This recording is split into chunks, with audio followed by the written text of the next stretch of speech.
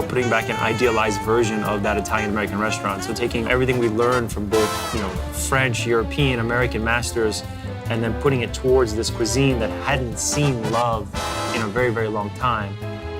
Behind the scenes, we're modernizing it. Whether you know it or not, that's that thing that separates Carbone from the rest.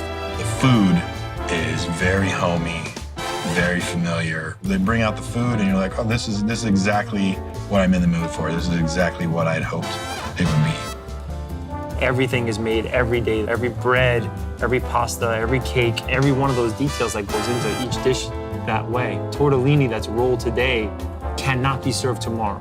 We bring in our fish every day from the East Coast, Spain and Holland, from all over the world.